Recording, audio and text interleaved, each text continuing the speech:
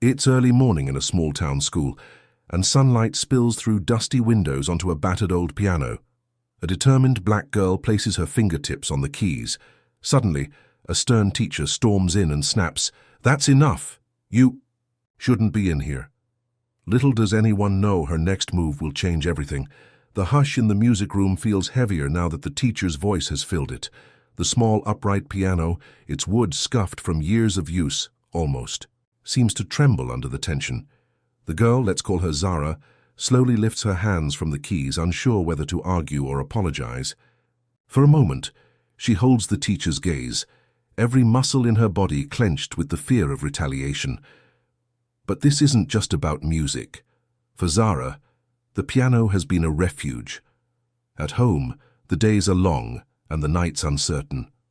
Practicing on the worn-out piano in the dimly lit cafeteria after school has kept her spirit alive.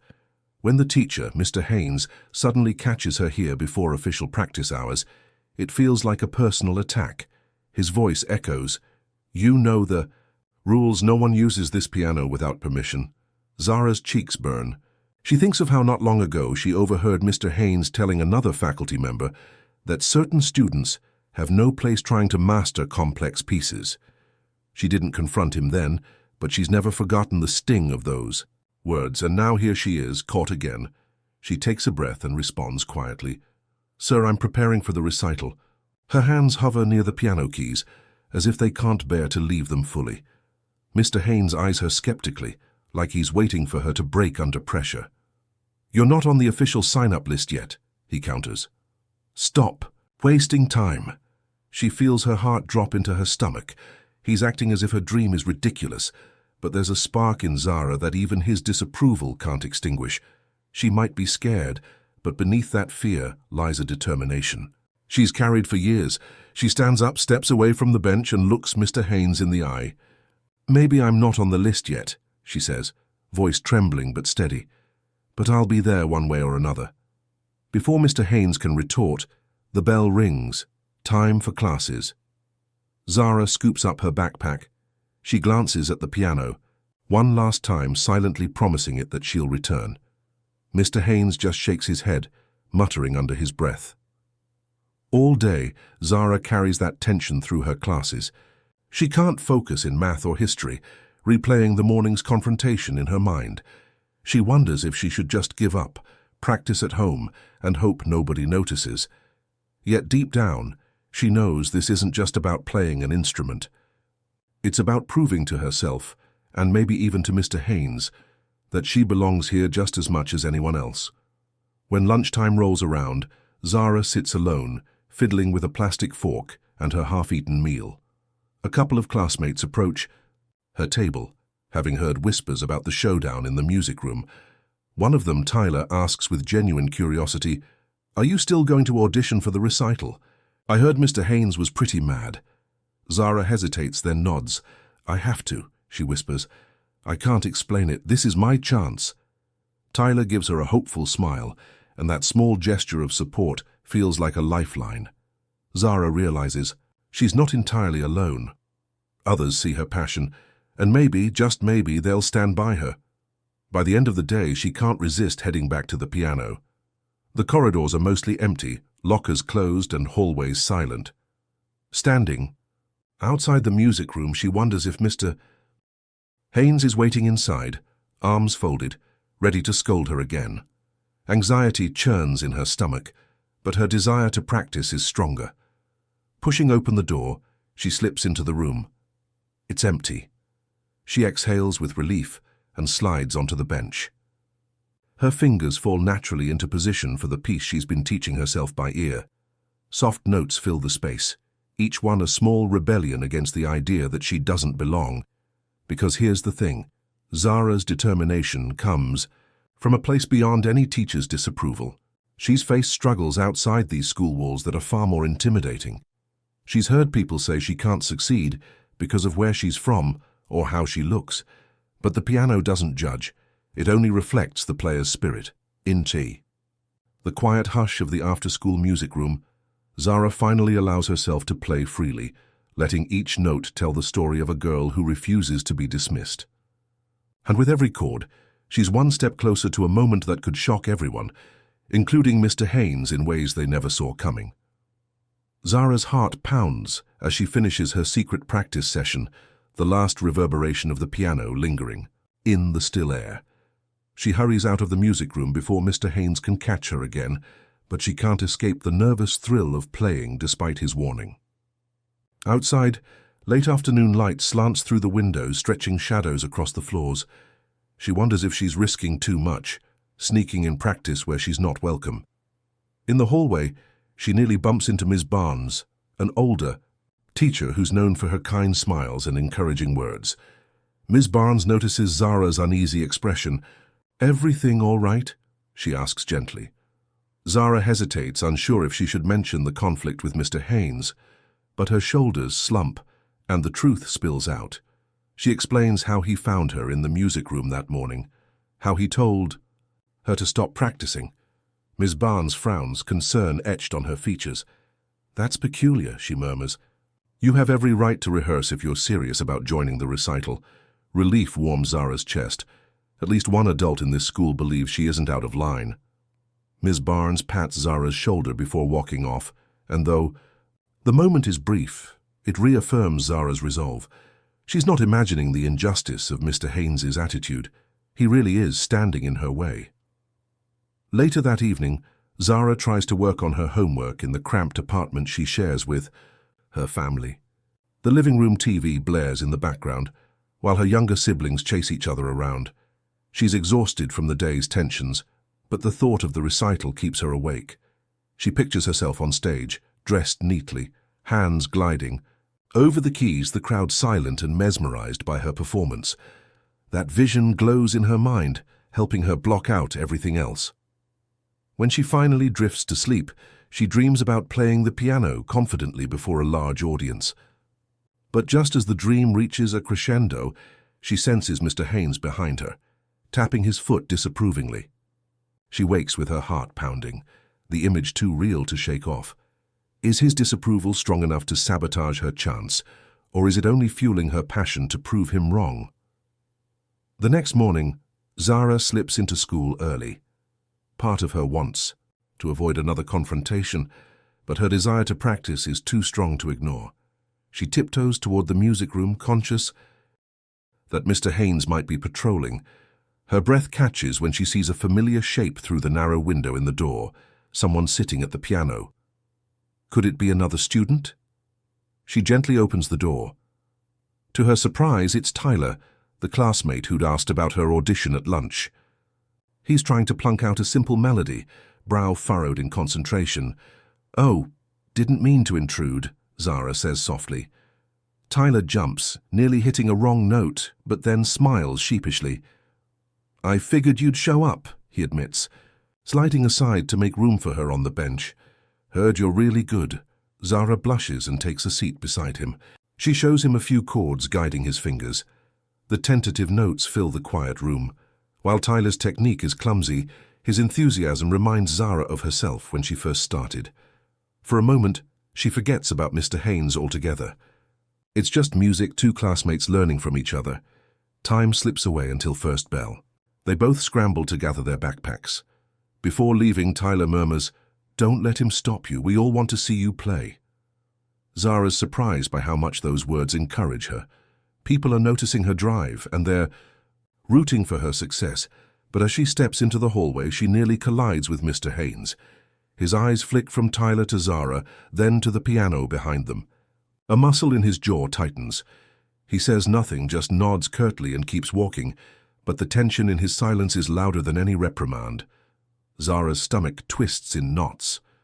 She wonders what's coming next. By lunchtime, the school is buzzing, with rumors about upcoming auditions for the music recital. A few hopeful performers compare notes and talk about which teachers might mentor them. Zara overhears that Mr. Haynes is helping certain students refine their selections. She remembers how he told her to stop playing altogether. Is that his way of controlling who gets in? Still, a spark of defiance keeps burning inside her. At the end of the day, she decides to approach Mr. Haynes directly in his office.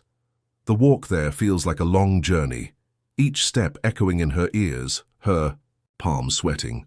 At last, she raps lightly on the door. "Come in," his voice answers. He's sorting through papers at his desk. Without looking up, he says, "Yes?" Zara squares her shoulders. "I want to sign up for the recital auditions," she states. Forcing her voice to be steady, Mr. Haynes finally meets her eyes. There's a flash of surprise, maybe even annoyance, before he composes himself. "I see," he replies coolly. "Auditions are next week, but the sign-up sheet is posted in the music corridor. You can add your name there, though I'm not sure how wise that is, given your current skill level." The words sink like a stone. Zara's face warms. "I'll do my best," she manages, turning quickly to leave.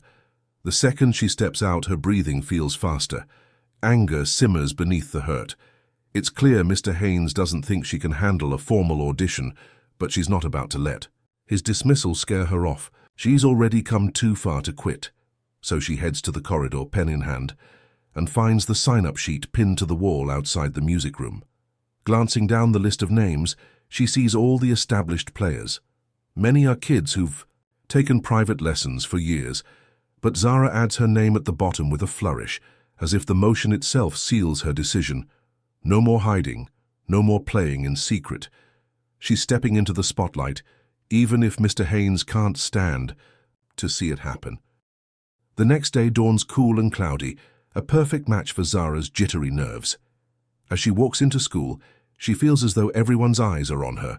Perhaps it's her imagination, but word seems to be traveling fast. Zara, the girl who has never had an official lesson, just signed up to audition for the recital. She steels herself, determined not to let whispered doubts or sideways glances throw her off. Mid-morning, she sees the sign-up sheet again when she passes the music corridor.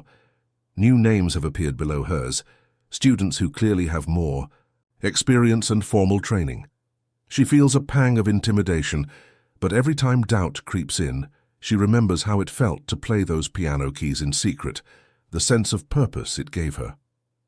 She reminds herself that talent isn't limited to people with fancy lessons. Determination counts too. By lunchtime, Mr. Haynes posts the official audition schedule. Zara scans the list until she sees her own name slotted for Thursday afternoon. She tries to picture how that moment will play out, stepping onto the stage, nerves fluttering with Mr. Haynes watching like a hawk. Her heart thumps in her chest, but she keeps her chin up. She's made her choice, there's no backing out now. Throughout the school day, she can't wait for the last bell to ring. She needs practice time, real, focused, uninterrupted practice.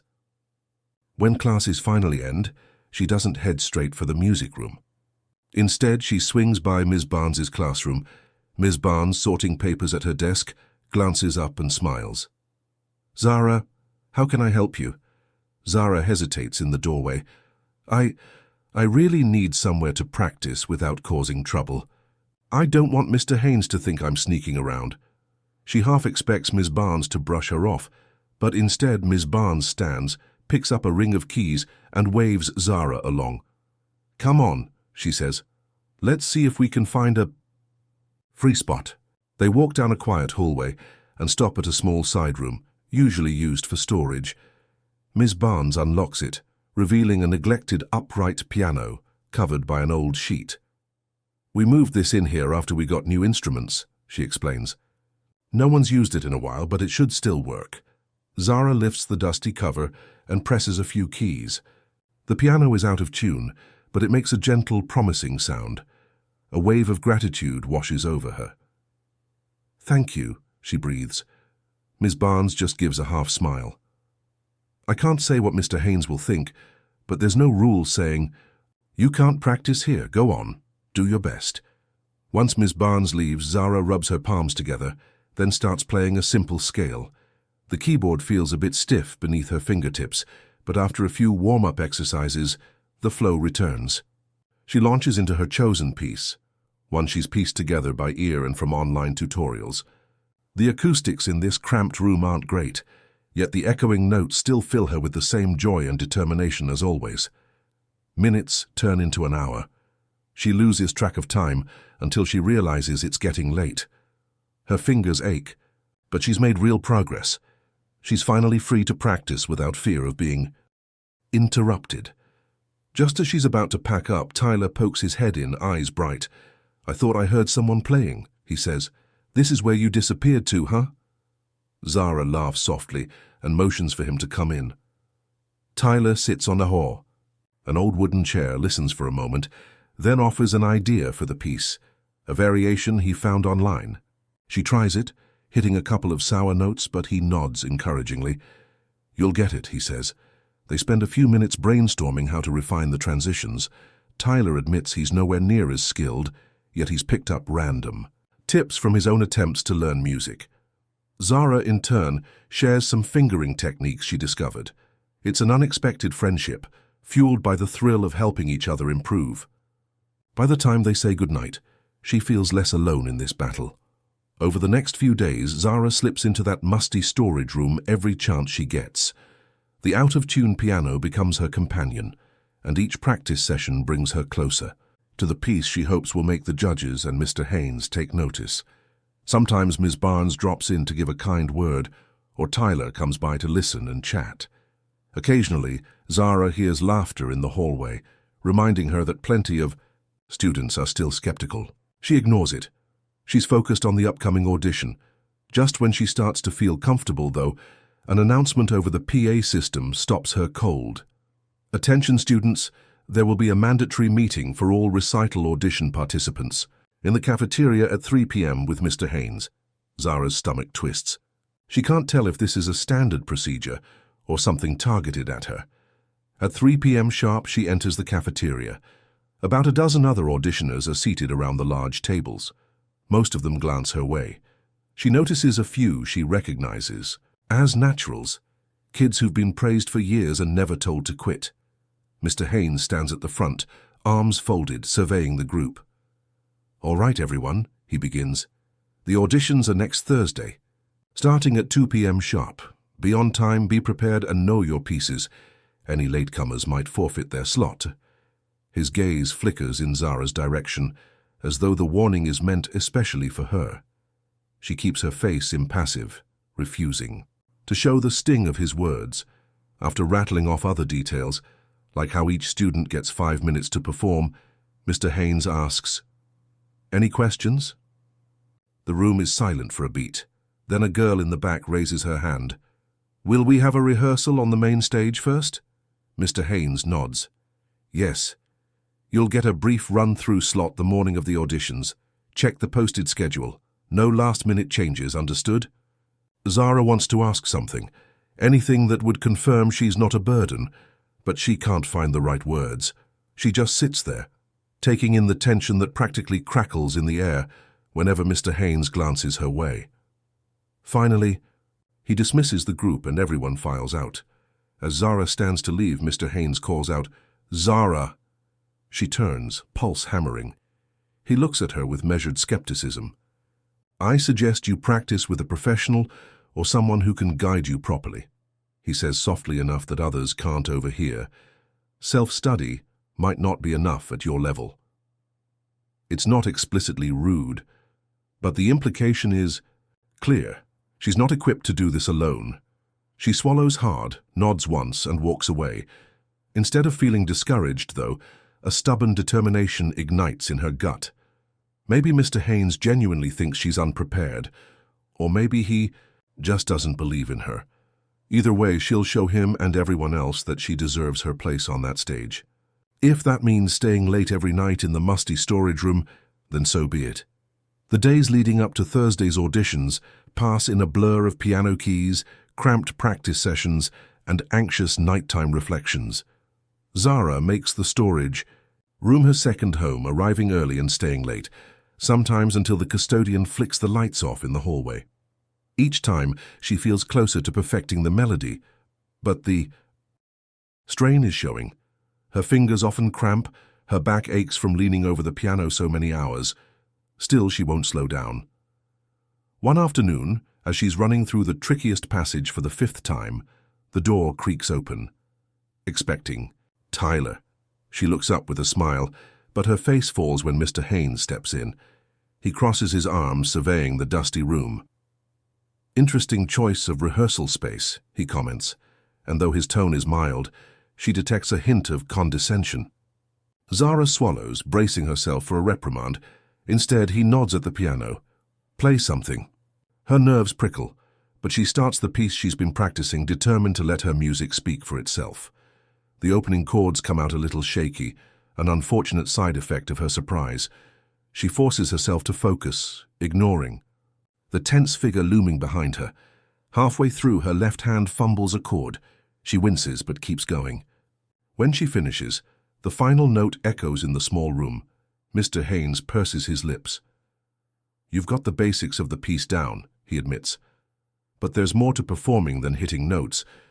Your timing is rigid, your dynamics are off. And if you make mistakes during the real audition, you won't have a second chance." Zara's cheeks burn. She knows he's not wrong. Her technique could be stronger. She also suspects his critique is harsher because of who she is, or maybe because she lacks formal training. But she simply nods. "I'll work on it," she says, steadying her voice. Mr. Haynes tilts his head, as though considering whether to say more.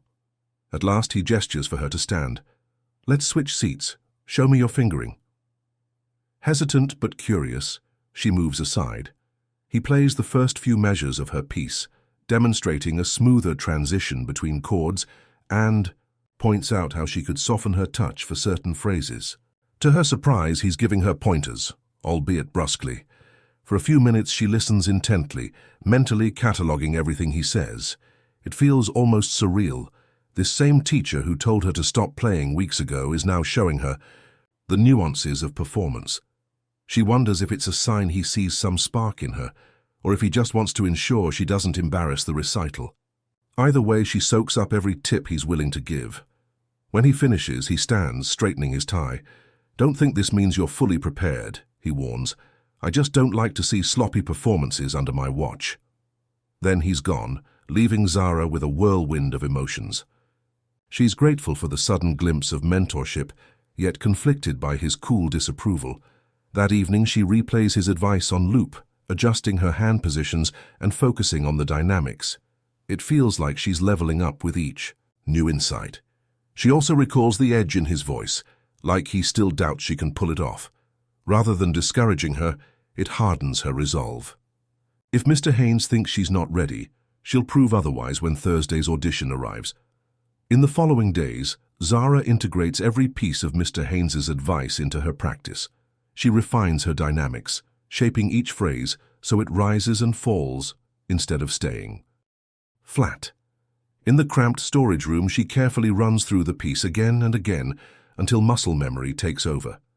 Whenever Tyler drops by, he notices the difference. Her music sounds more alive, more expressive. Meanwhile, the audition date looms. The air around the school feels charged with anticipation. Students chat excitedly about who might give a standout performance. Some predict the same star pupils will dominate again. Others have caught wind of Zara's determination. She overhears someone say, "She's that girl who taught herself, right?" Some comments drip with skepticism. Still, a quiet current of interest runs beneath them.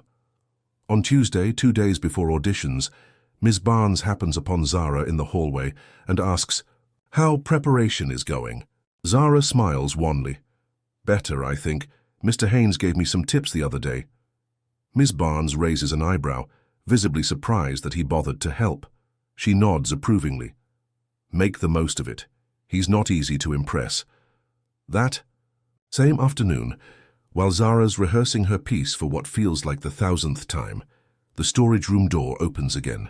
Expecting Tyler or Ms. Barnes, she's startled to see one of the more seasoned pianists at school, a boy named Devin. She knows him by reputation, a longtime student of Mr. Haynes, widely considered one of the best young performers around. "Hey," Devin says, leaning in the doorway. "I heard rumors you're working on a piece by ear." The statement hangs there, uncertain in tone, compliment or criticism. Zara's stomach knots. Yeah," she answers quietly. Devin steps inside, scanning the half-dark room and the worn piano. "Mind if I listen?" She glances at him, unsure. He has no reason to sabotage her. He's already established, praised, and practically guaranteed to ace his audition. Tentatively, she agrees, and he takes a seat a few feet away. Zara starts to play, her nerves twisting under his watchful gaze. Yet as she settles into the melody, her fingers relax and she forgets he's there at all. When she finishes, Devin claps softly, a thoughtful expression on his face. "That's actually really good. Your phrasing is interesting. You do something slightly different with the second run than I've heard before." Zara feels a flush of pride. "Thanks, I kind of felt it needed a change in tempo there." He nods. "I like it. Don't let anyone talk you out of it." His approval is unexpected but welcome. He lingers a moment, as if wanting to say more, but then shrugs. "Good luck Thursday." With that, he's gone. Zara sits there for a bit, hearing the echo of the piece in her mind, a small swell of confidence blooming in her chest. If someone as skilled as Devin thinks she has something unique to offer, maybe she's not overestimating herself after all. That evening, after dinner, she tries to work on an essay for English class, but her thoughts keep drifting to the audition. She rereads a passage in her textbook 4 times before finally setting it aside. Maybe it's foolish to be this consumed by a single event, but to Zara, this performance is symbolic. It represents breaking barriers, silencing doubts, and carving out a place for herself in a world that often underestimates her. The next morning, she finds Mr. Haynes waiting in the music corridor when she arrives at school. He gestures curtly, and she follows him into an empty classroom. He folds his arms.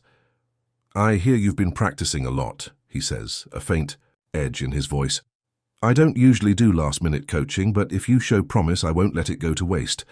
Zara can't tell if it's genuine interest or a final attempt to test her.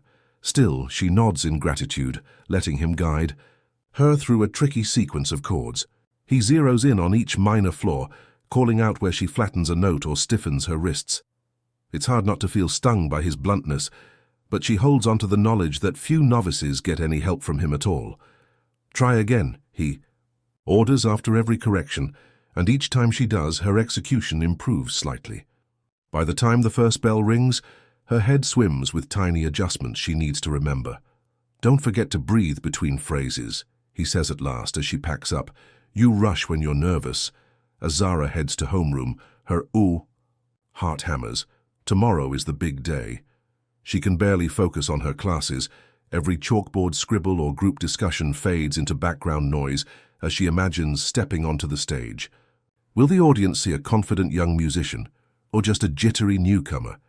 It's not until after school, when she meets Tyler and Devin by coincidence in the hallway, that she feels some of her nerves calm. Tyler cracks a joke about tomorrow, and Devin actually offers a quick fist bump. "Knock 'em dead," he says, smiling. For a moment, Zara feels a sense of belonging. Maybe the past weeks of confrontation and self-doubt have led to something positive. She's part of a small but devoted group of kids who love music and want everyone to succeed on stage, no matter their background. That night, the final practice session in the storage room feels almost sacred. She closes her eyes, visualizing how she'll walk on stage, place her hands on the piano, and let the music flow. She imagines the hush that falls when the audience recognizes raw talent, the instant, when everything else fades away and she's alone with the melody. If she can capture that moment, even Mr. Haynes's skepticism won't matter. She ends the night on a hopeful chord, literally. The piano's tone rings softly in her ears as she switches off the light. Tomorrow she'll set foot in the auditorium for the audition. Tomorrow she faces the culmination of all these hours, all this desire to prove she belongs. Thursday arrives with a nervous energy thrumming through every hallway in the school. Students are abuzz about the auditions set to begin after lunch. Some wear self-assured grins, carrying music folders or humming snippets of their pieces. Others, like Zara, keep their anxiety more subdued, trying to focus on morning classes but finding it nearly impossible. Her stomach twists whenever she thinks about stepping onto that stage. At noon, the participants gather for a quick run-through on the auditorium's piano. The lights are dim, the stage wide and imposing. Zara waits in line, heart pounding as she watches Devin. The next morning, she finds Mr. Haynes waiting in the music corridor when she arrives at school. He gestures curtly, and she follows him into an empty classroom. He folds his arms. "I hear you've been practicing a lot," he says, a faint edge in his voice. "I don't usually do last-minute coaching, but if you show promise, I won't let it go to waste."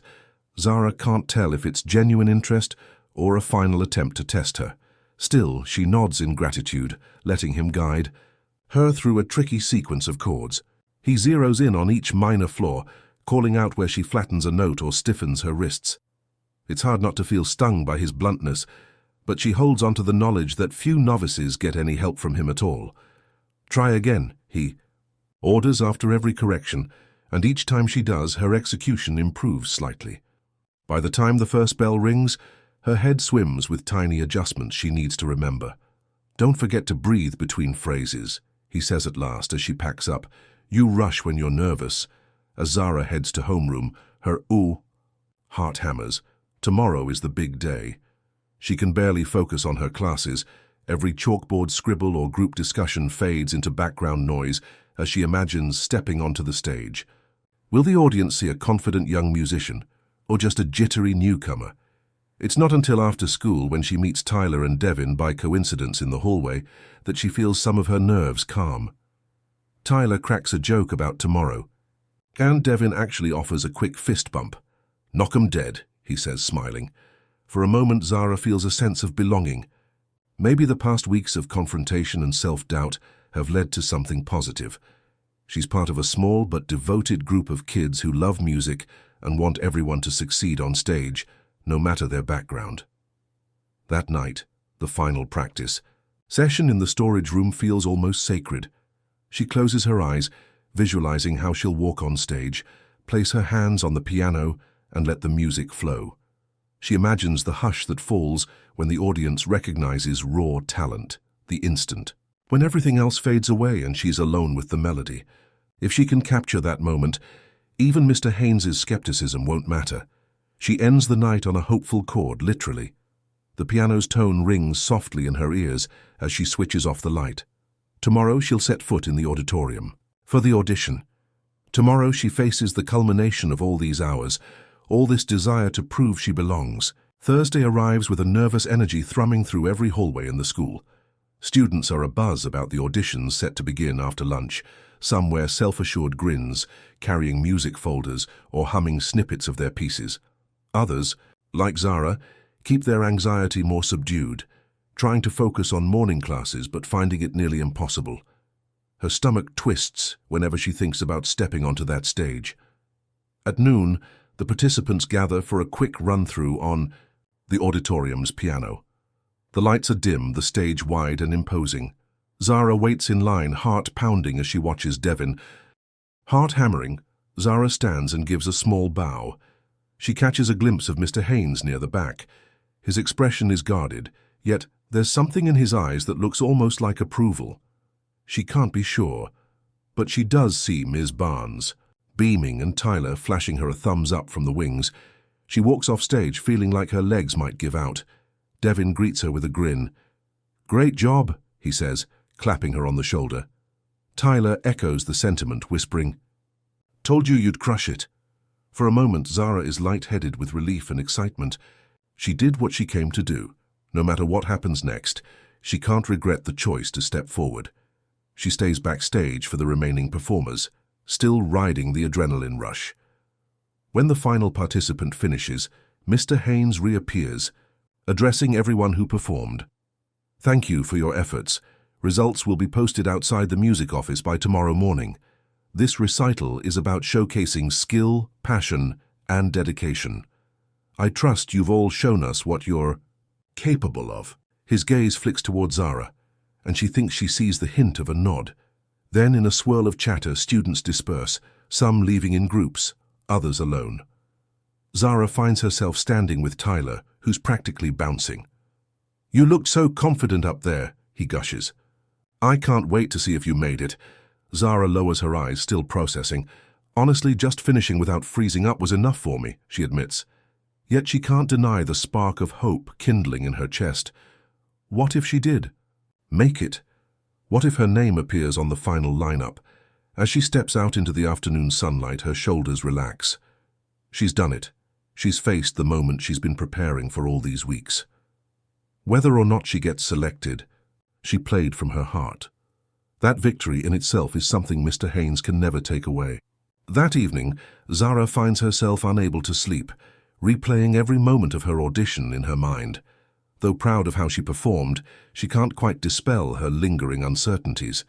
She wonders if the judges noticed any of her small slip-ups, like that brief moment when her fingers nearly lost their place.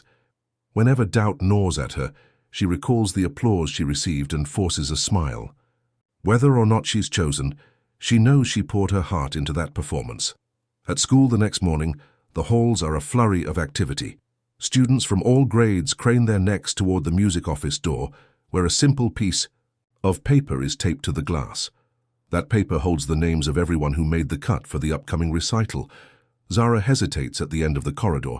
It's not just about the list, she realizes. It's about how far she's come. She steels herself, then weaves through the crowd until she's finally standing in front of the posting. Her eyes skim the names in alphabetical order. Her stomach clenches when she passes H, then I, still not seeing her own. Right as she's about to panic, she spots her name under the R section, Zara Reese. A wave of relief and exhilaration floods her system, so unexpected she has to steady herself. It's there. She's in. She hears a little whoop of excitement. Tyler, who's been peering over her shoulder. "Yes, knew you'd do it," he exclaims. His voice draws the attention of a few passers-by, but Zara doesn't mind. She can't hide her wide grin. One or two students nod in approval. Others simply file past, busy with their own day. That's all right. She only needs a handful of people believing in her. Throughout the morning, she fields quiet congratulations from classmates. A couple of them even say they're eager to hear her play again. Meanwhile, Miss Barnes catches her eye in the hallway, smiling warmly and mouthing, "I'm proud of you." Zara mouths, "Thank you," in return, heart swelling.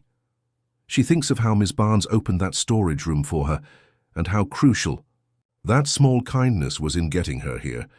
But she hasn't encountered Mr. Haynes yet. A part of her anxiously wonders what he thinks. Does he still doubt her, or has her audition changed his perspective? The question nags at her through chemistry, class and into lunch break. Then, near the end of the day, she finally crosses paths with him outside the auditorium.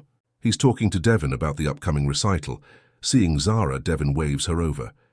Mr. Haynes shifts his attention to her, expression measured. "I saw your name on the list," he says, voice neutral. "Congratulations.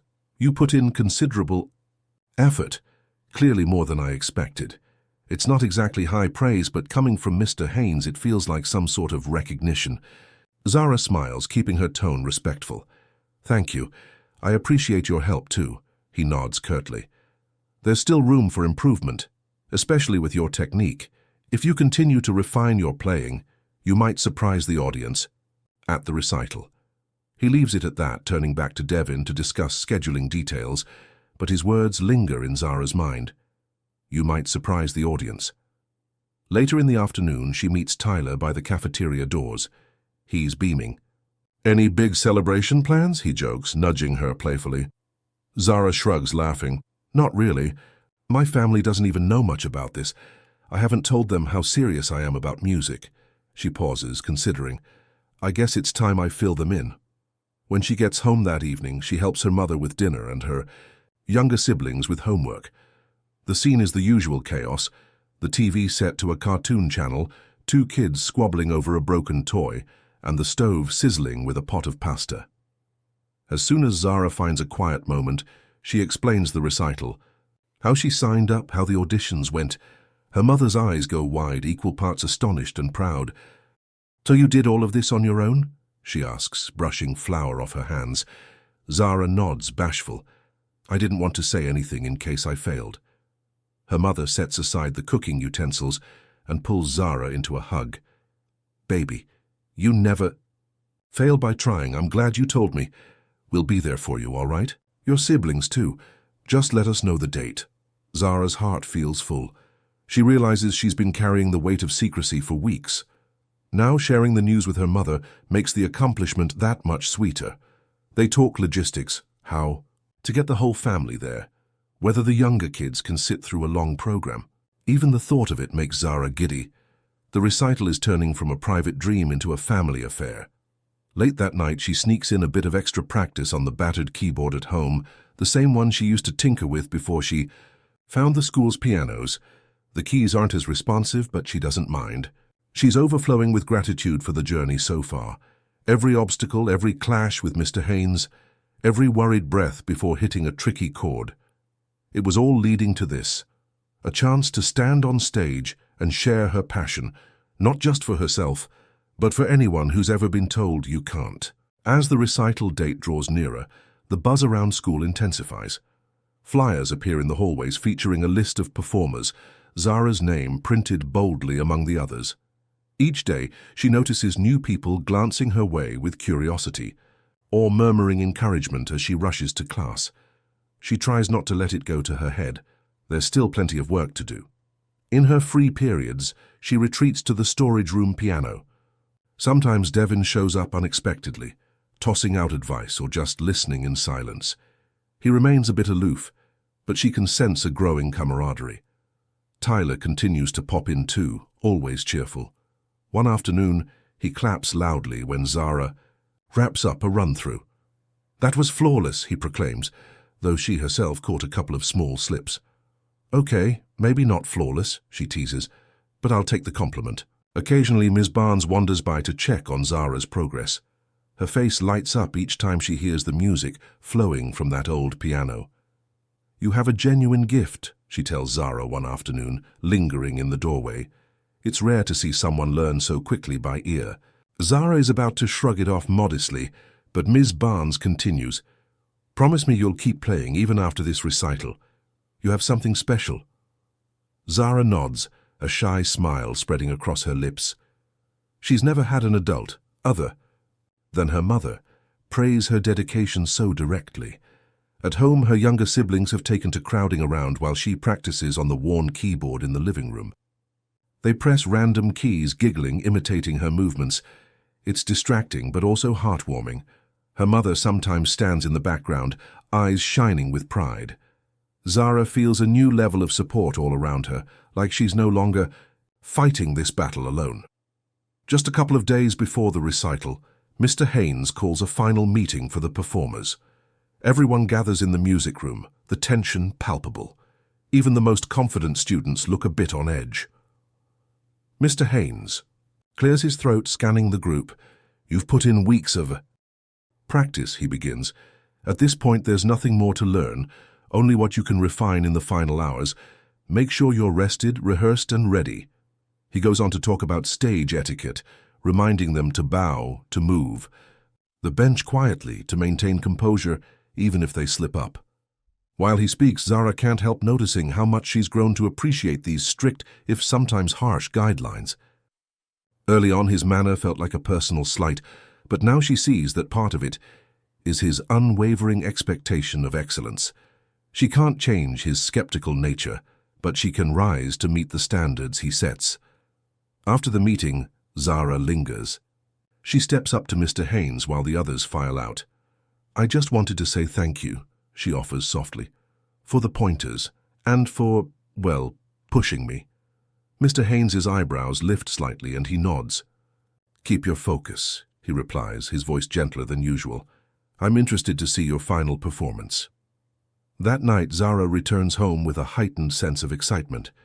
She tells her mother that the final lineup is confirmed. The auditorium is set, and the show is nearly here. Her mother assures her they'll arrive early to get good seats. Zara's siblings bounce around, already arguing over who gets to sit where. Despite the noise and commotion of the household, Zara feels a glow of anticipation. Soon she'll be on that stage, showcasing everything she's learned. The final practice session in the storage room feels bittersweet. She knows she'll come back to this piano someday, but tonight it holds a special significance. She runs through her piece from start to finish, eyes closed, letting her emotions guide the tempo and dynamics. When she strikes the last chord, the small room rings with an almost haunting resonance. She takes a moment, breathing in the dusty air, recalling every obstacle she overcame just to have this chance. Pausing, she gently closes the piano lid. Tomorrow is all about rest and mental preparation. No more rehearsals that might strain her wrists or her nerves. As she leaves the storage room, she switches off the light with a sense of finality. Next time she plays for an audience, it'll be under the bright spotlight of the auditorium, with Mr. Haynes, her mother, her siblings, and all those curious students watching. The day of the recital arrives with a crisp morning sky. Zara wakes before dawn, adrenaline already coursing through her. She tries to follow Mr. Haynes's advice, staying calm, resting up, but her heart won't stop fluttering. She can barely choke down a few bites of breakfast. Her mother, noticing her jitters, gently rubs Zara's back. "You'll be amazing," she promises in a soft tone, ushering the younger siblings to get dressed. By mid-morning, Zara is pacing her bedroom, mentally rehearsing every note. She goes over her piece in her head, visualizing her fingers gliding over the piano, recalling the transitions she's refined 100 times. Her mother peeks in, letting her know they'll leave in an hour to arrive early. Zara exhales, nods, and tries to settle her racing thoughts. When they finally drive to the school, the parking lot is busier than usual for a weekend. Families, teachers, and students gather at the entrance, some carrying instrument cases, some holding flowers. Zara spots a few classmates heading inside, elegantly dressed. She suddenly realizes she should have worn something fancier, but she only has her best skirt and a pressed blouse. She hopes it's enough to look presentable on the stage. Inside the auditorium, rows of seats stretch toward a modest stage, the deep red curtains drawn back to reveal a glossy grand piano. The air hums with excitement. Zara's siblings scamper off to find seats up front, calling, "Good luck." Her mother lingers, giving Zara a last hug. "We'll be watching," she whispers. Then Zara slips backstage, heart pounding, to join the other performers milling around. Devon is there, straightening his tie. Tyler, too, even though he's not playing, he's come to watch from the wings and cheer everyone on.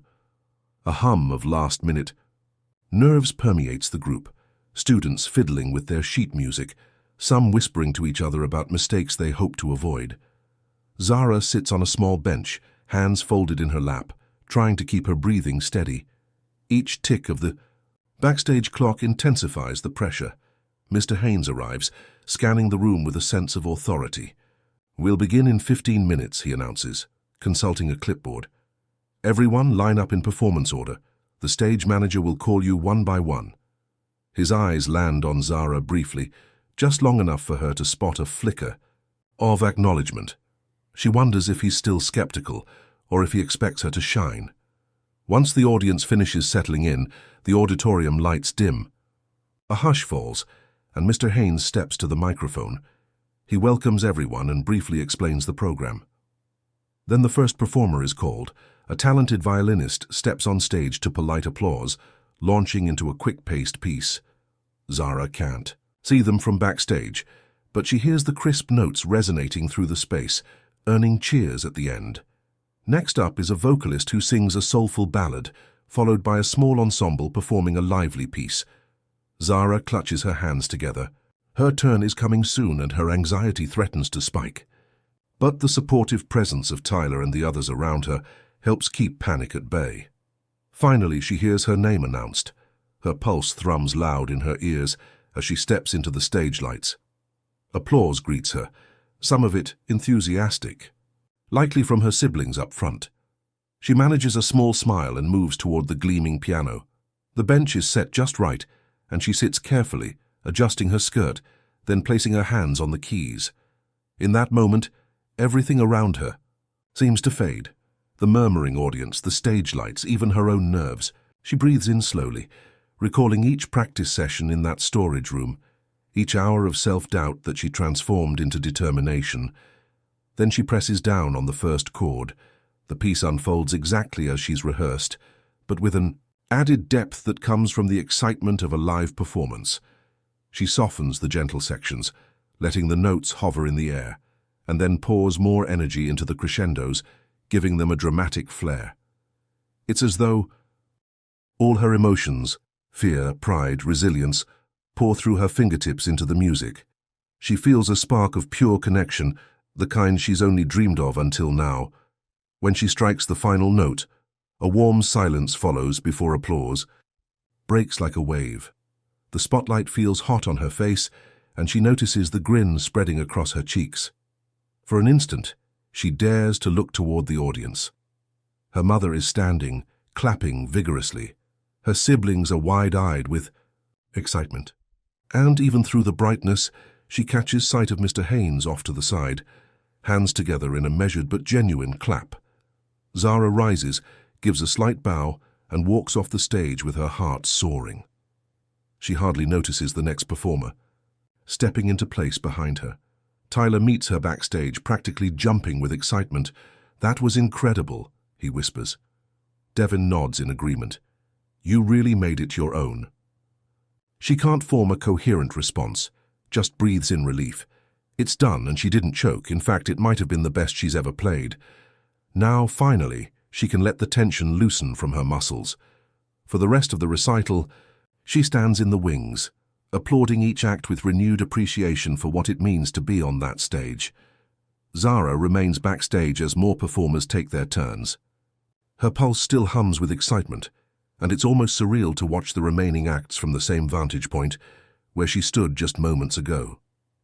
The tension she felt before her performance has evolved into a calm satisfaction.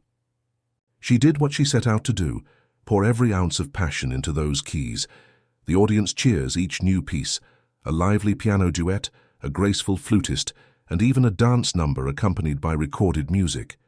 Though Zara's still riding her own high, she finds herself captivated by how each participant brings a unique style to the stage. She can't help but wonder how much practice and perseverance each of them needed to get here. Suddenly, she doesn't feel so alone in her journey. After the final performer finishes, Mr. Haynes returns to the microphone. The applause settles into a hush. "Thank you to all our talented students," he says. "We'll have a short intermission while the judges gather their thoughts.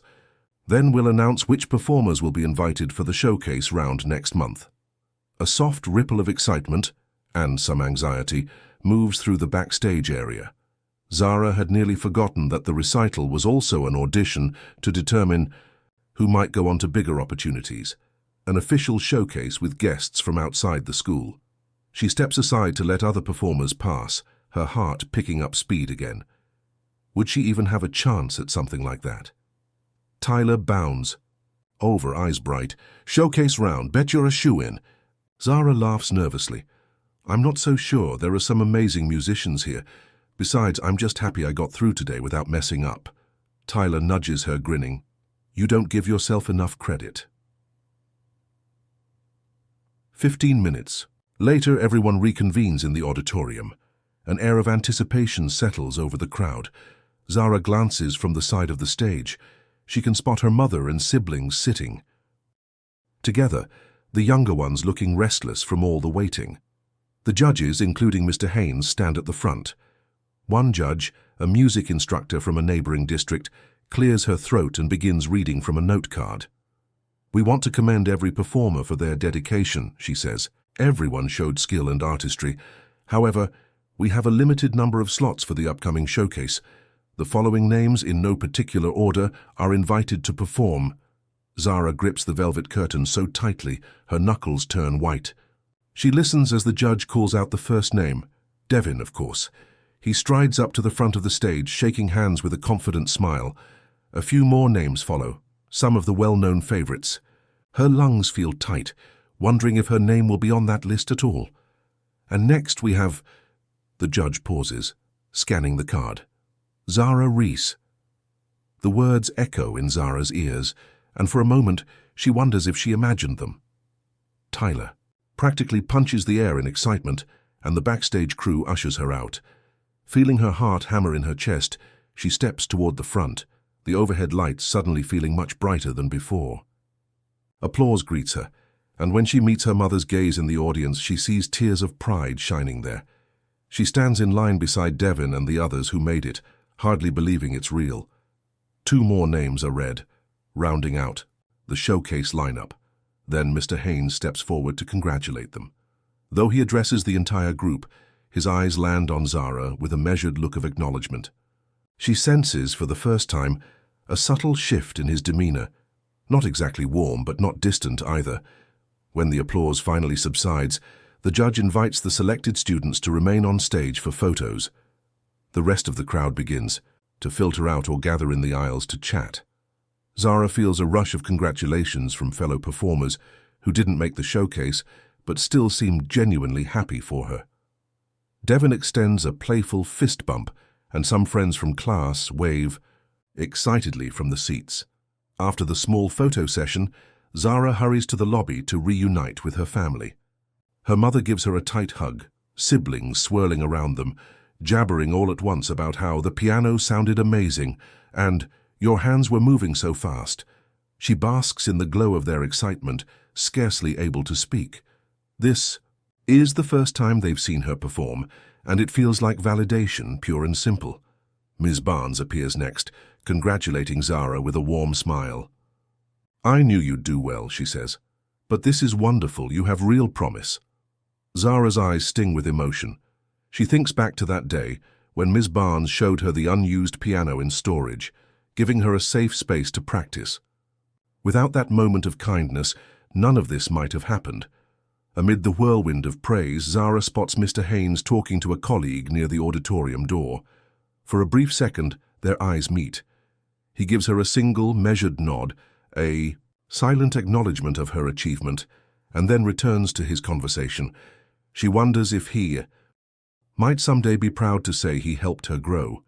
But for now she's content, knowing she earned her place by pushing past his doubt.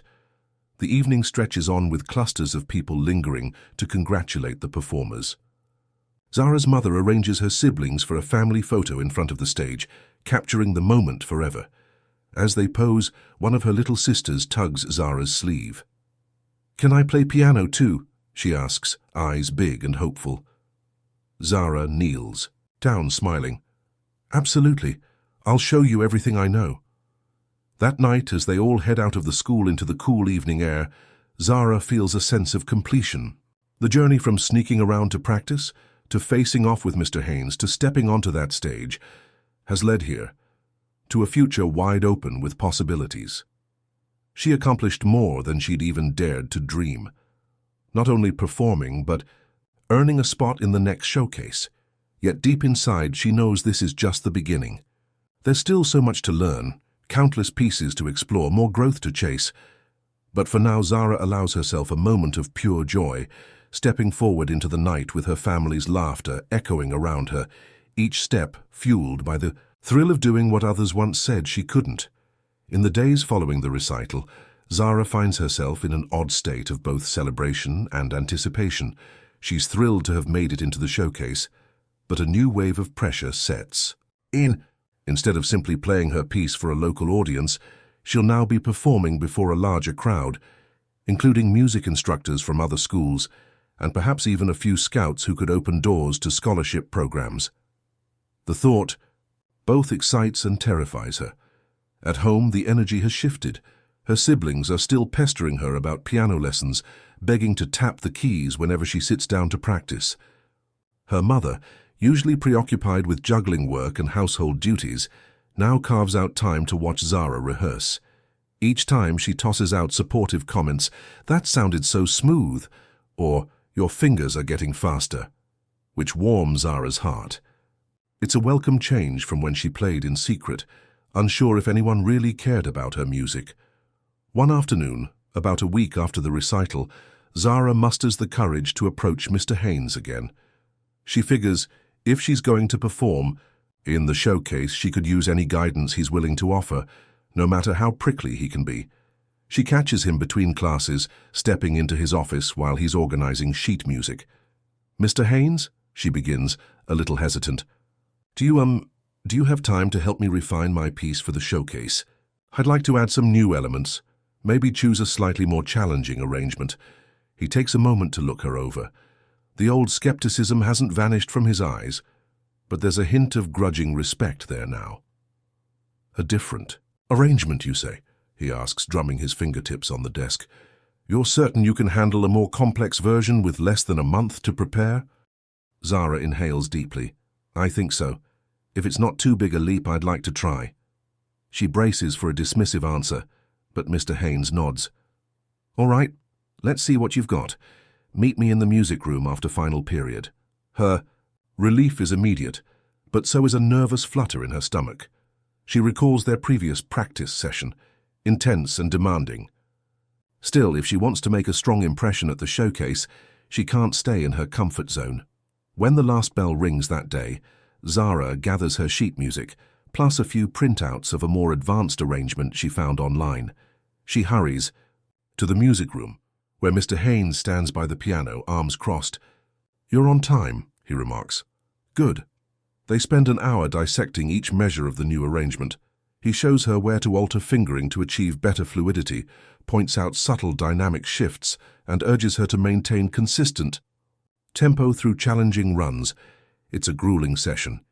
Each time Zara feels she's nailed a passage, Mr. Haynes makes her do it again, slower or with a different emphasis. Yet beneath his strict manner, she notices a sense of genuine instruction. He isn't just criticizing, he's teaching. By the end, her hands tremble from repeated attempts, but she feels invigorated. Mr. Haynes steps back, nodding in a surprisingly approving way. "You learn quickly. Keep practicing those transitions, and don't let your wrists tense up. Otherwise, you'll lose control in live performance." He hesitates for a heartbeat, then adds, "And Zara, good job pushing yourself." The words stun her. It's the closest he's come to giving her outright praise. Before she can muster a reply, he gathers his papers and leaves. She stays at the piano for a few more minutes, replaying the session in her mind. This is the relationship she never expected.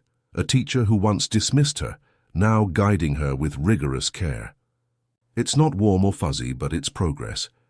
Over the next several days, Zara balances her regular classes with intense preparation for the showcase.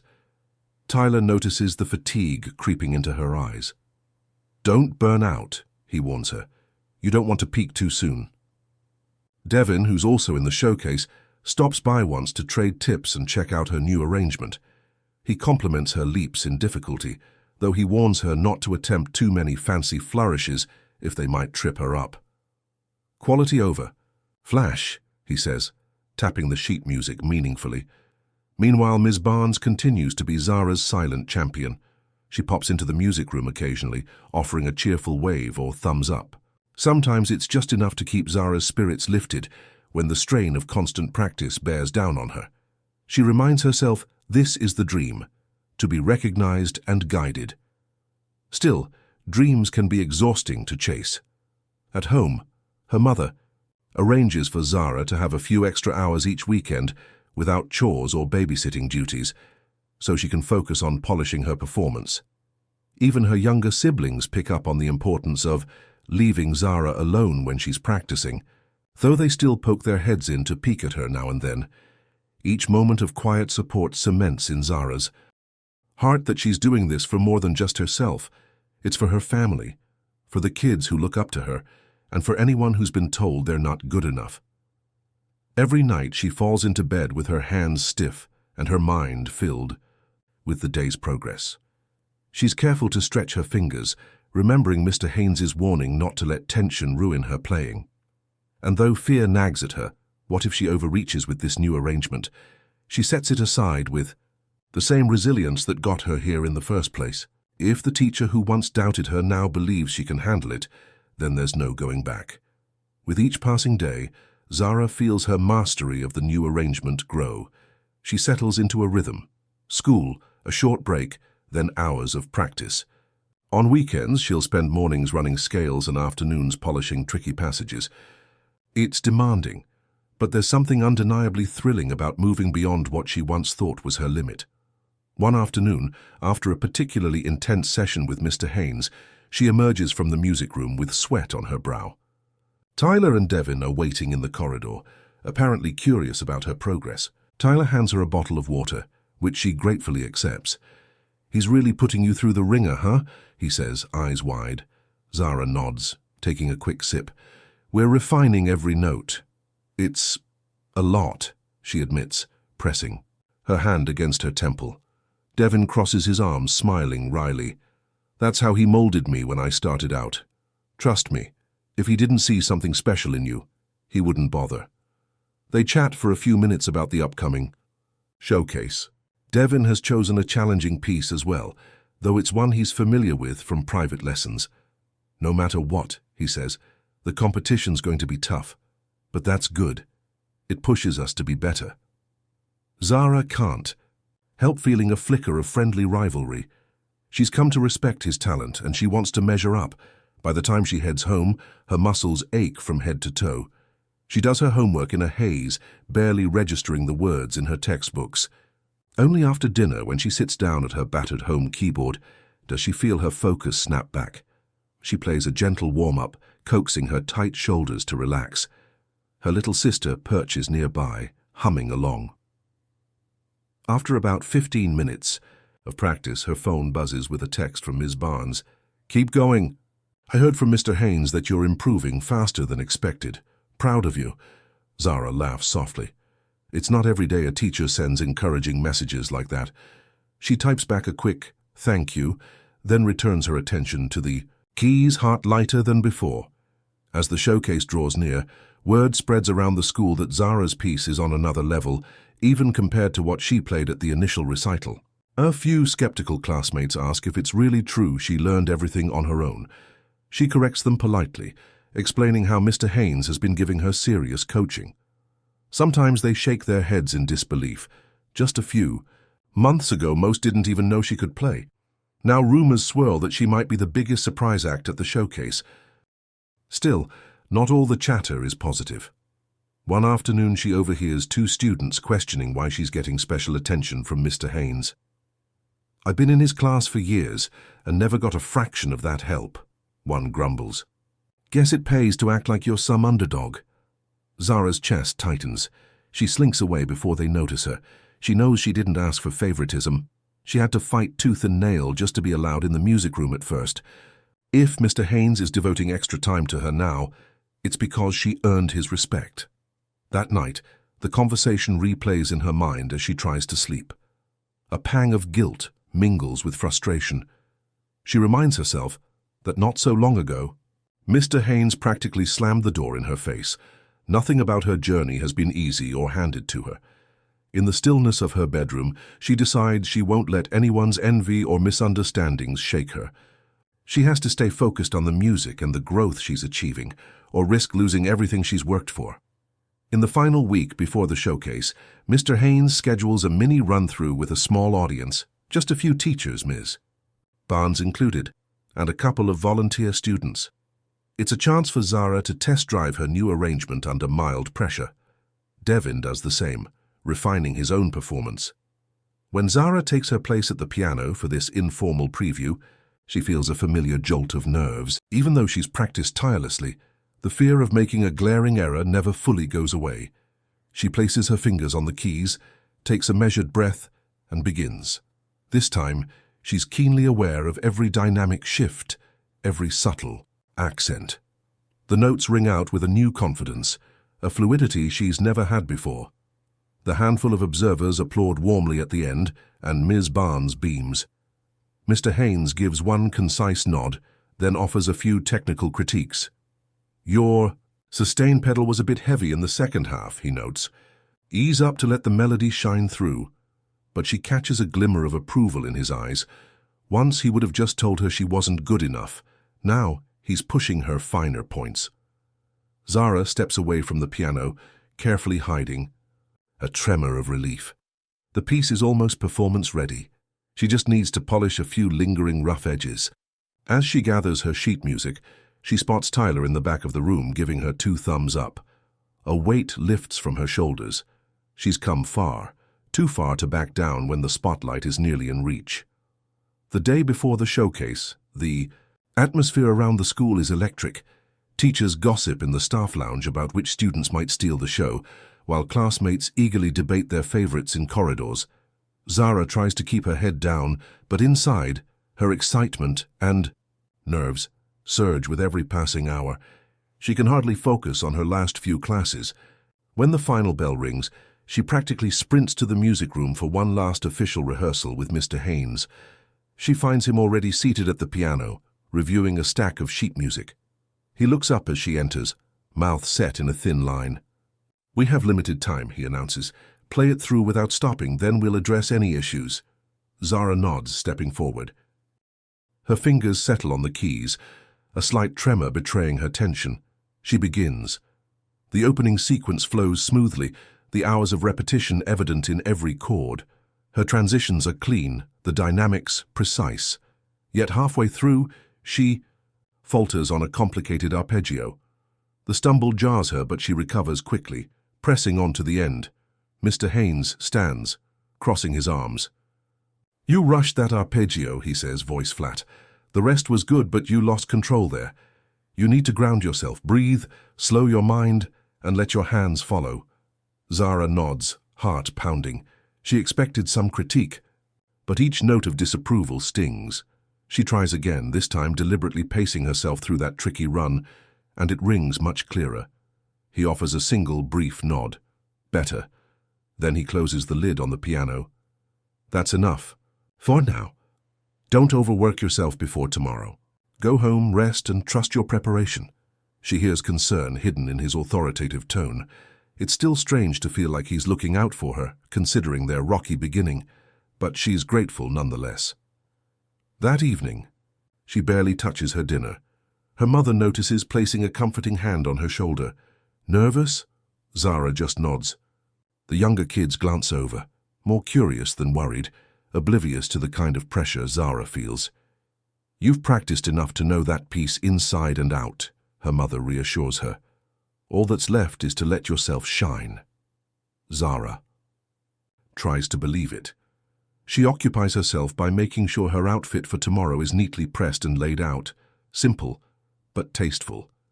She polishes her shoes, arranges her sheet music, and sets an alarm for early morning. Once in bed, though, her mind refuses to quiet. Each time she closes her eyes, she imagines stepping onto the stage, the spotlight blinding her, and that tricky arpeggio looming. Eventually, she drifts into a fitful sleep, dreaming of a piano whose keys keep shifting under her fingers. She wakes before her alarm, heart pounding from the lingering dream. But there's no time to dwell on fears. It's showcase day. Zara arrives at school early, carrying a garment bag with her performance outfit and clutching her sheet music. Her stomach flips as she sees other showcase participants streaming in, some with instrument cases, others with elaborate costumes. It's a bigger deal than the initial recital. Teachers from multiple schools have converged, plus a handful of special guests who might notice new talent. The hallway buzzes with tension and excitement.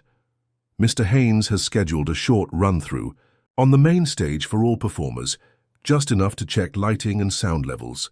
Zara waits in line, nerves coiling tighter with each passing minute. Finally, it's her turn. She walks onto the stage beneath bright lights, though the seats remain mostly empty at this hour. Her hands tremble as she settles at the grand piano. She plays just a few opening bars, enough for the stage crew to balance audio levels, then steps aside for the next person. Even that limited preview leaves her hands clammy. She changes into her performance outfit in the backstage dressing area, glancing around at classmates who are equally nervous.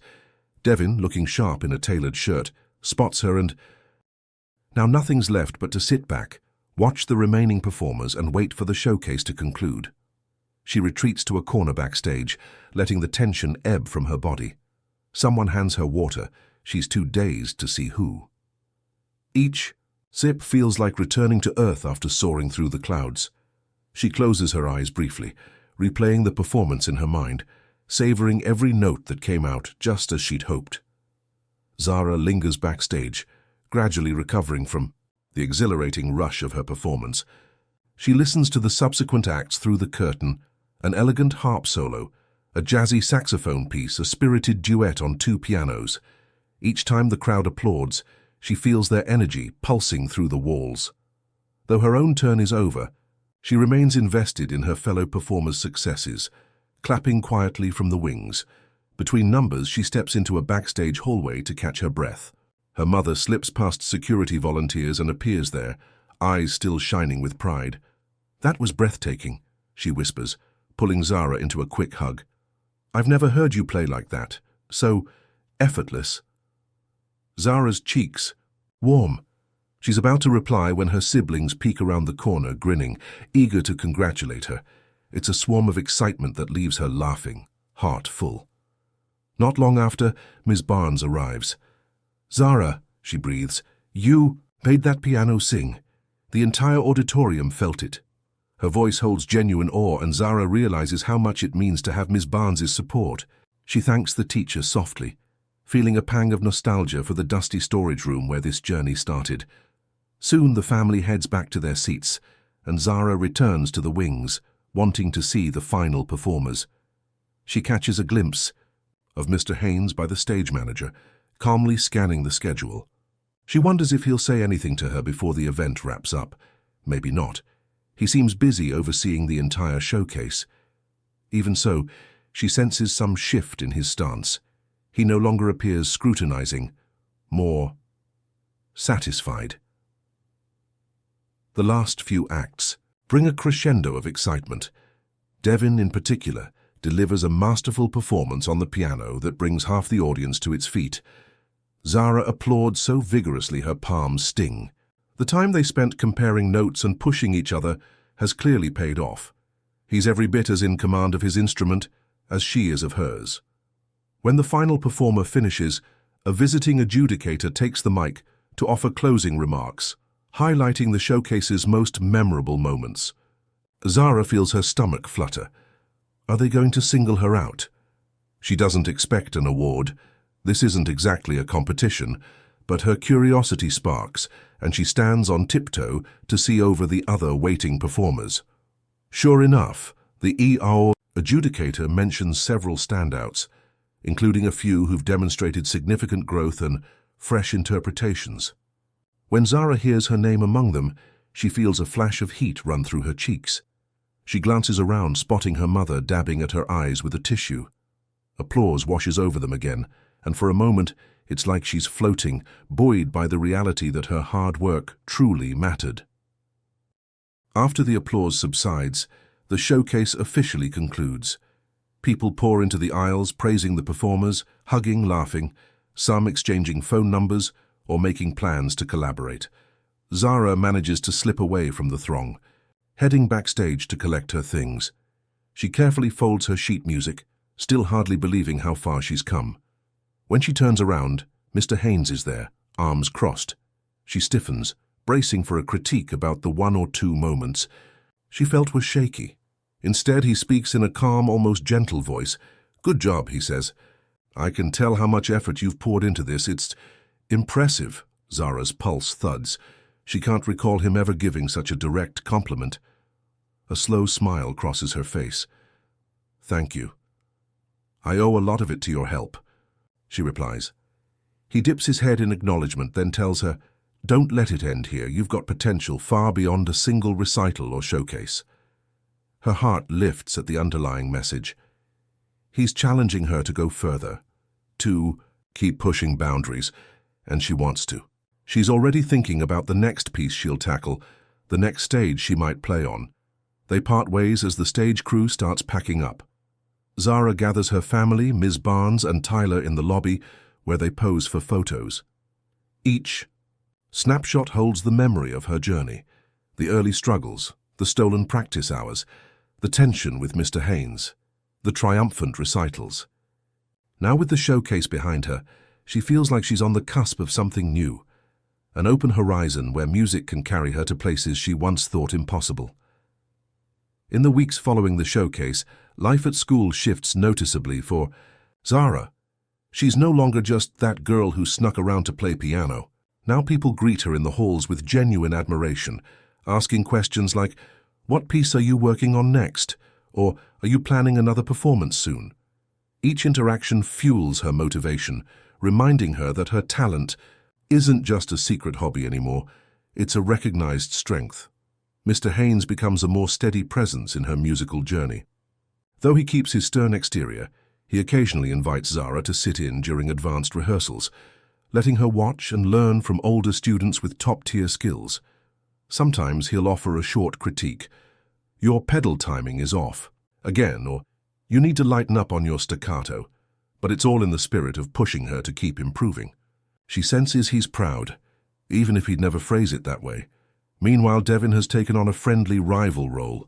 The two swap practice tips and give each other feedback on new arrangements. If one finds an interesting fingering trick, they share it, always in the spirit of healthy competition. Occasionally they'll joke about how they used to be worlds apart, Zara the unknown, Devin the star pupil, and how now they're practically co-conspirators, each egging the other on to tackle harder, more ambitious music. It feels good to have someone at that high skill level treating her as an equal. Tyler, for his part, remains the ever-enthusiastic supporter. Whenever Zara's spirits dip, like on a day when she just can't get a complicated run to flow, Tyler reminds her how far she's come. She's found that having a non-musician friend in her corner helps keep her grounded. While Mr. Haynes focuses on technique and perfection, Tyler sees the joy and passion that started Zara on this path in the first place. At home, Zara's mother beams whenever she hears the piano echo through their apartment. She tells relatives about Zara's achievements, proudly mentioning the showcase and how Mr. Haynes has become a mentor.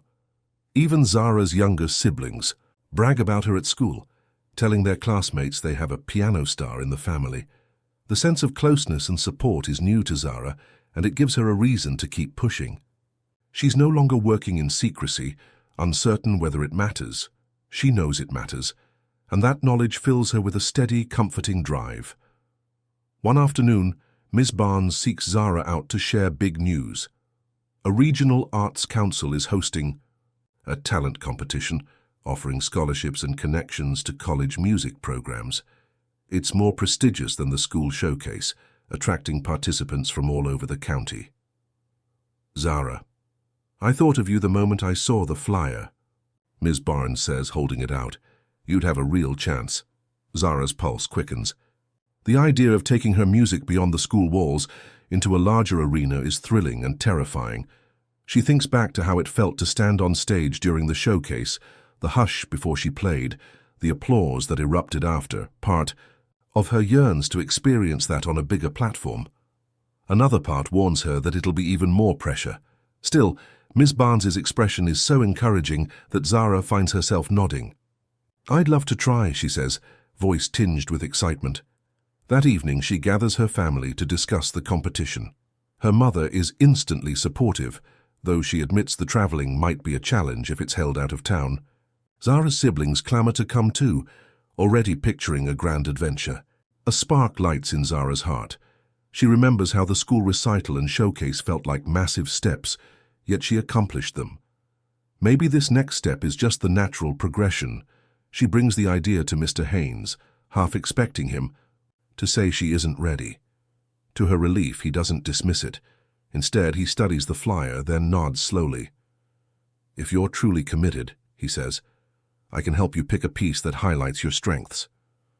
He points out that the judges at a regional level will be more critical, expecting advanced technique and emotive interpretation. Zara steels herself, ready for the challenge. She's proven she can climb one mountain, why not attempt another? So, begins a new cycle of intense preparation. Zara balances her normal schoolwork with hours of practice, once again diving into a complex piece that demands dexterity and emotional range. Devin occasionally drops by, joking that she's trading old devils for new devils, swapping one challenging arrangement for an even more intimidating one. Tyler faithfully checks in, reminding her to enjoy the process, not just the end result. In this period of transition, Zara notices how her outlook has changed. She's no longer the uncertain pianist who tiptoed around, worried Mr. Haynes would catch her at the piano. Now she's openly recognized as one of the school's top talents, with Mr. Haynes actively shaping her growth. Yet she doesn't forget how it felt to fight for that position, to demand respect that wasn't freely given. She carries that memory as a badge of honor and a reminder to stay humble. The weeks fly by as the competition date nears. Ms. Barnes coordinates with the administration to secure a small travel fund for Zara's lodging and transport, should she pass the preliminary audition. Zara's mother rearranges her work shifts so she can attend the event. Even her siblings start talking about making signs to wave in the audience, though Zara protests she might die of embarrassment if they do. Inside, though, she loves the thought of them cheering her on. Finally, the big day arrives. Zara, her mother, and Ms. Barnes pile into a borrowed school van, hitting the road before dawn. They drive across county lines, heading to a spacious auditorium in a larger city. Passing streetlights melt into daylight as nervous excitement buzzes through Zara's veins. She thinks of how her journey started with a battered upright piano in a dusty music room, how Mr. Haynes stood in her way, telling her she didn't belong there. Now she's representing her entire school, with its reluctant teacher turned fierce mentor by her side in spirit. The regional competition is bustling when they arrive, full of people tuning violins, warming up vocal cords, practicing dance steps. Ms. Barnes helps Zara check in, and they discover her performance slot is later in the afternoon, meaning hours of waiting.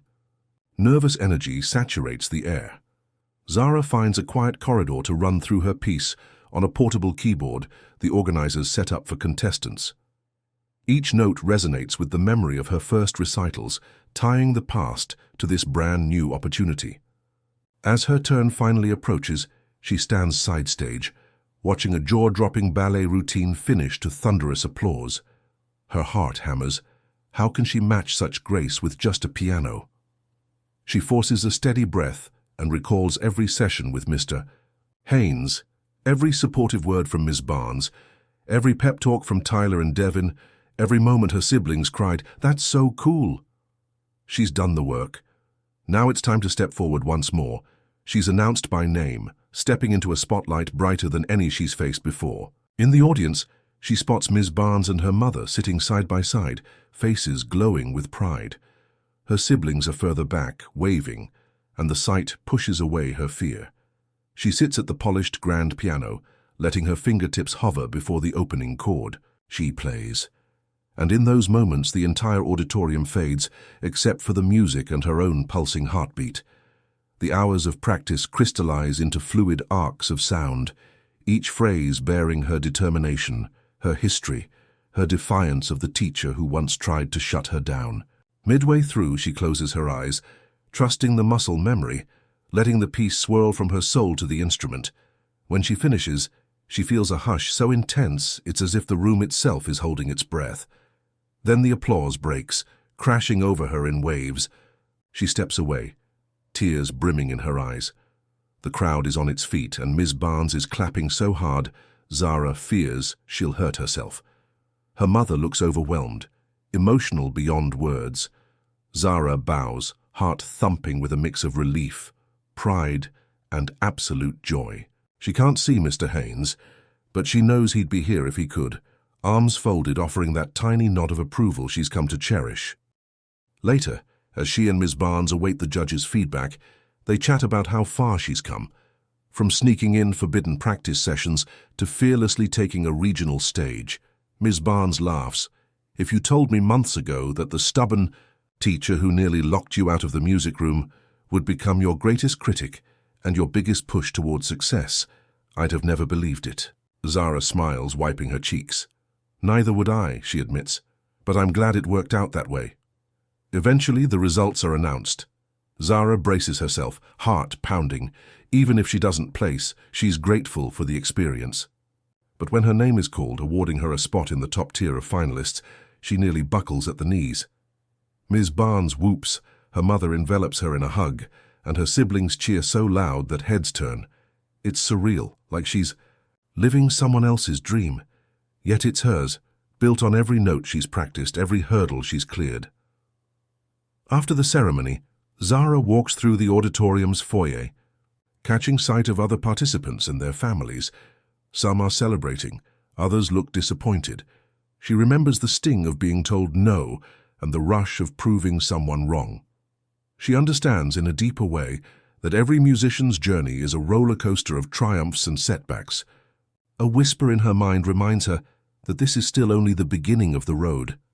As they head back to the van, Ms. Barnes and her mother launch into excited talk about scholarships, workshops, and where this could lead. Zara gazes out the window, a mix of wonder and calm spreading through her. She pictures returning to school, telling Mr. Haynes the news, seeing that reserved spark in his eyes. She imagines practicing side by side with Devon again, or maybe even performing a duet someday. And she thinks of Tyler, who'll probably yell his congratulations the second he sees her. Before, all these thoughts might have overwhelmed her. But now Zara feels ready.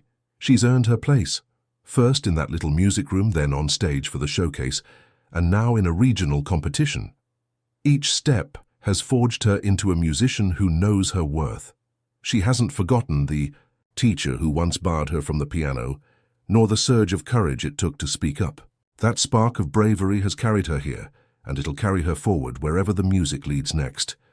If you enjoyed this story and want more real-life lessons on resilience, lore, and unexpected twists, don't forget to like, comment, and subscribe. Your support helps us share more compelling moments where skill and poise triumph over even the toughest courtroom challenges.